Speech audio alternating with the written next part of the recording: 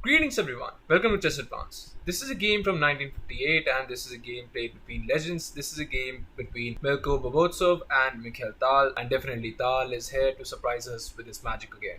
So without further ado, let's start with this game. Bobotsov starts with d4, we have knight to f6, c4 and g6. We go for knight to c3, bishop to g7, king's Indian defense, and just this is the normal variation with e4 and d6.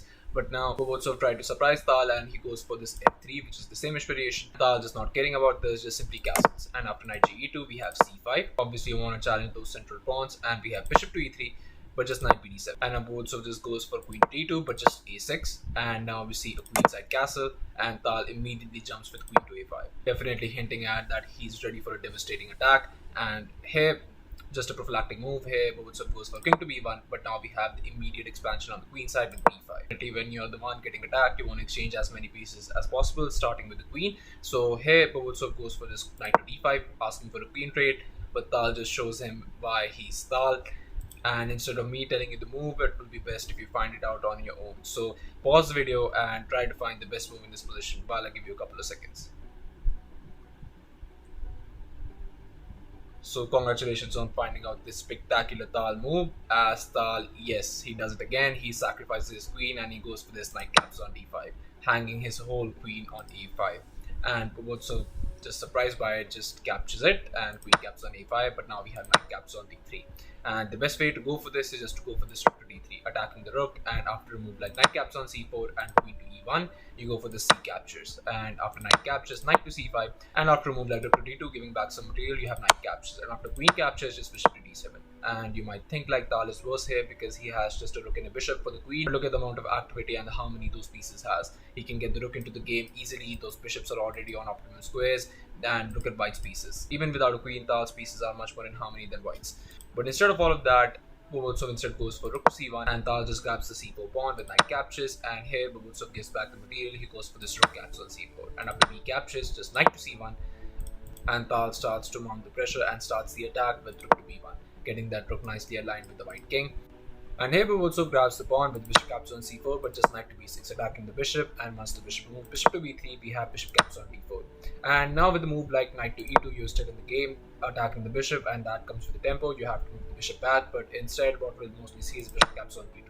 And now you cannot capture the bishop, because if you capture the bishop with king captures, you get this unbelievably amazing fork with knight to c4, winning the queen. So instead, what you'll have to play is maybe you'll have to go for this king to c2, and after bishop to f6, you'll probably see like rook to b1, and after e6, you have to push those pawns. That center is definitely massive. And after move like king to c1, you get this d5, and now we'll see a trade. E captures, but just bishop captures on d5, and after bishop to g5 check, you have this f4, and after a move like bishop to f5, attacking the rook, you get this rook to b3, and the game goes on, with black being a little bit better.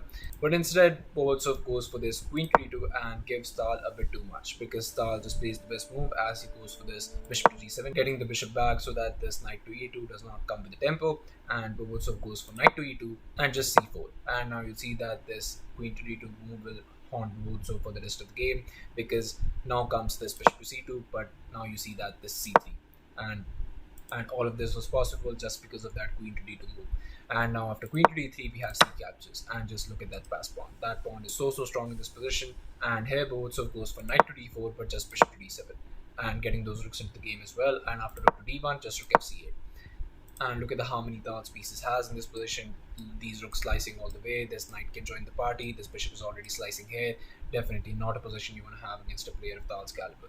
And here with a move like queen captures on a6, you might have something in the position, but it will be not enough. As you can see, after bishop captures on d4, you'll have to play this rook captures, and after rook captures on c2, you cannot recapture, because if you do go for this king captures, you'll get this knight to d5. And now the promotion will be inevitable if you don't stop it. And after rook to d1, stopping the promotion, you get again this fork with knight to b4, winning the queen. So instead of recapturing, you're probably going to have to play this rook to b4, attacking the knight, and once the rook gets connected with bc8, you get this rook captures on b6. And after king to g6, not allowing any tactics to exist on the back rank, you get this queen captures on c8. You're going to have to get back that queen, otherwise the promotion would be inevitable. And after rook captures on c8, you get this king captures on b2, finally eliminating that pass pawn. But now black is a piece up, definitely winning the game. So Bobotsov tries this bishop to b3, but now comes this star move, which is knight to a4. And now after bishop captures on a4 and knight to b3 blocking, but just rook to c3. And definitely it's getting a lot difficult to hold in this position. And after queen captures on a6, trying something, we have this bishop captures. And after a captures, not capturing the pawn, but going for this rook bc8, connecting the rooks, and now there's nothing. Because if you capture the pawn, you lose the queen.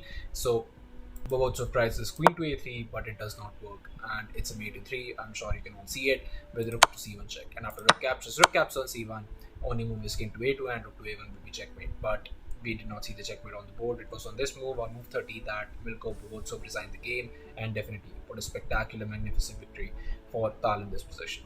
So yeah, thank you all for watching. I'll be coming up with another amazing game, just wait for that, and I'll see you guys very next week.